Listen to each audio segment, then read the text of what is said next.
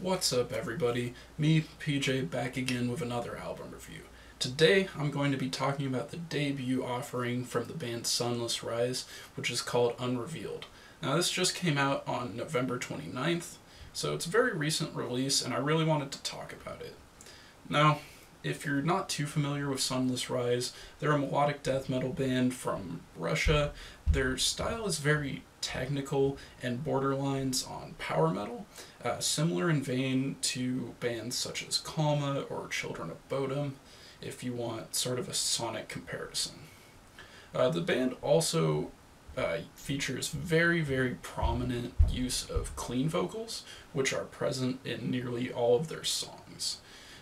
Prior to this album's release, we really didn't get too much in the way of music from this band, but what we did get was really good.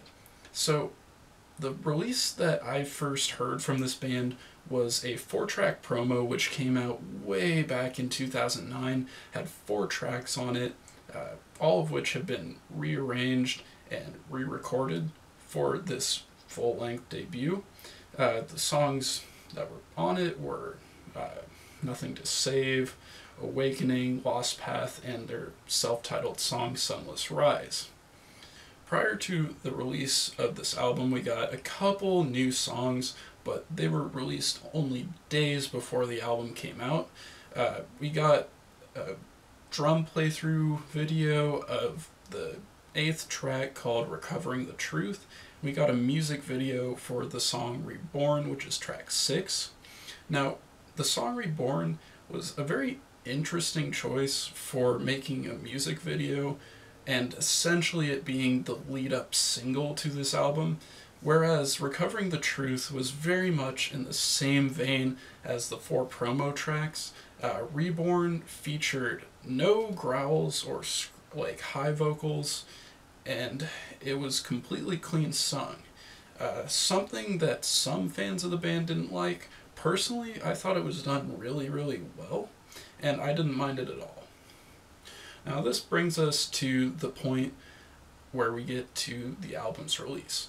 Now, Unrevealed is a concept album which kind of builds upon the story that was initially laid out on the 4-track promo, kind of adds in additional story details, and it's really a fantastic read if you listen to it along with the lyrics. Very interesting story. Guy done really terrible stuff, and kind of his path to forgiveness and sort of ascension, I believe. Don't quote me on that, but that's kind of my interpretation of the entire story. I'm not going to go too into detail with that. Now, my first general impressions was that this project is very cohesive. Everything sounds like it needs to be there or it should be there. The playing is very intricate and precise. A lot of the songs have really great intros, outros, and transitions in the middle of them. So the whole thing is very well constructed as an album, in my opinion. As for the production, everything's very clear. For an independent release, this is amazing quality, in my opinion. Very clear, but not overproduced. Everything sounds fairly natural, to my ears at least. Well, as natural as, like, synthetic keyboards can sound, but you know what I mean. Now, as far as the individual instruments themselves, as far as guitar is concerned, everything is played with very high attention to detail and precision. The rhythms just keep the songs very heavy with a melodic death metal feel, and the leads give it kind of that power metal vibe I was talking about, but with the crunching sort of rhythms, you really get tied more into the melodic death metal arena of things, whereas some other bands who do sort of a power metal, melodic death metal kind of fall into the more power metal category. Now, probably the second most prominent instrument you're going to hear is the keyboard. Now, I really enjoyed their use of keyboard. It varies a lot in its use as far as song to song and different parts of the songs even.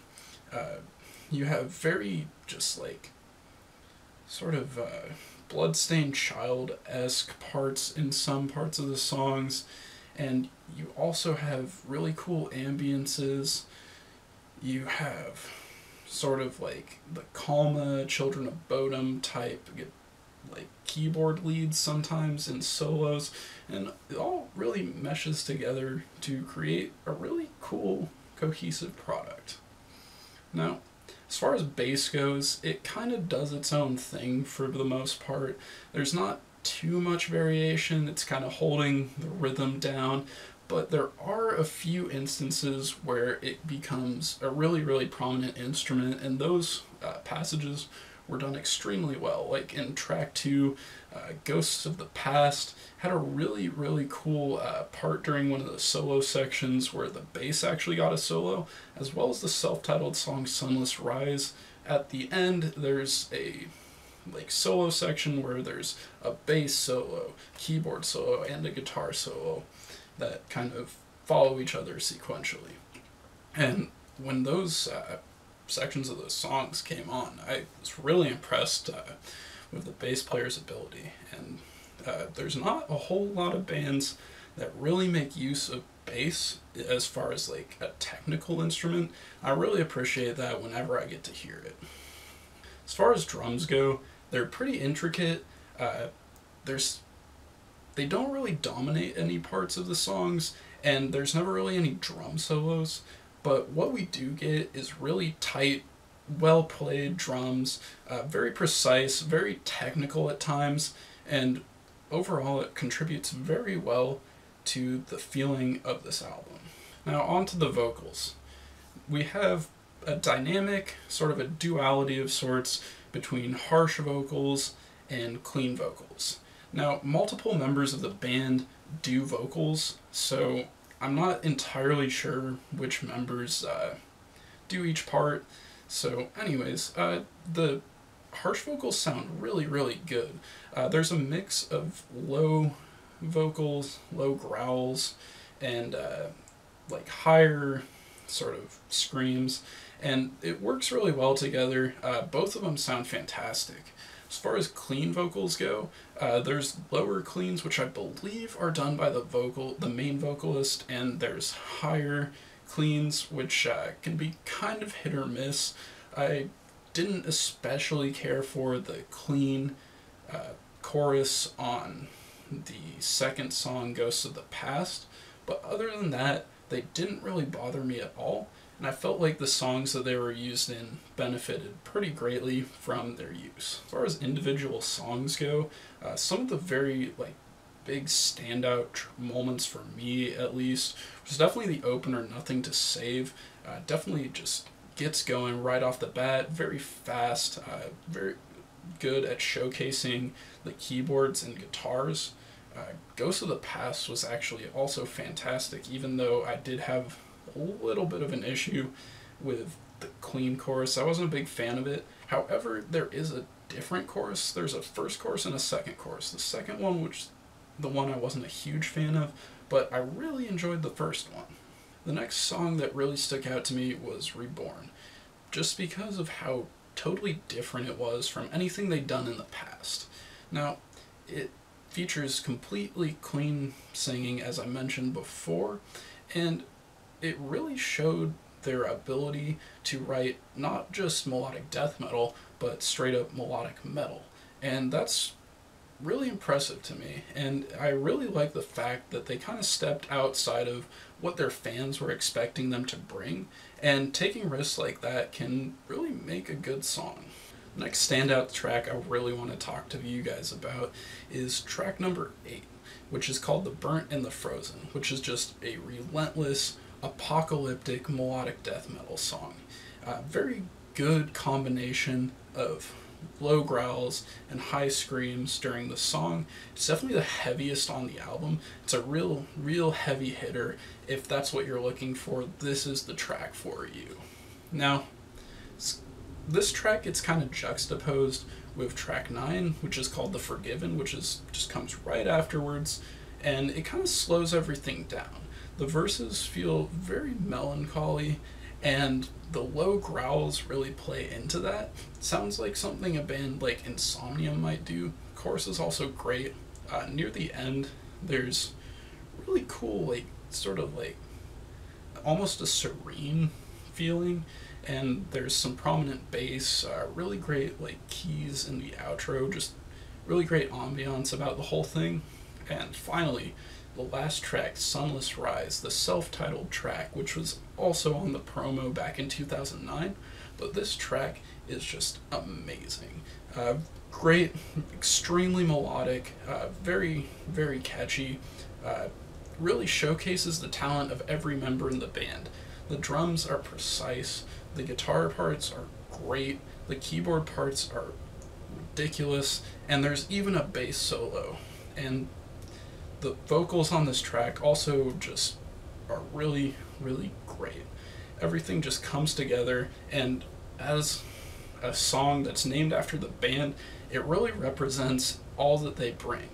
And it's a perfect track to start with if you're new to the band. Now, overall, I enjoyed this album immensely. It's definitely a great release if you're a fan of melodic death metal or melodic metal in general. I would definitely recommend it to all of you, so go check it out. I'll link you to the Bandcamp page where you can stream it in its entirety. I'll also link you to their Facebook as well as the videos for Reborn and Recovering the Truth, so you guys can check that out. If you guys have heard this album, comment, tell me what you thought of it. Did you like it? Did you not like it? What did you like? What didn't you like?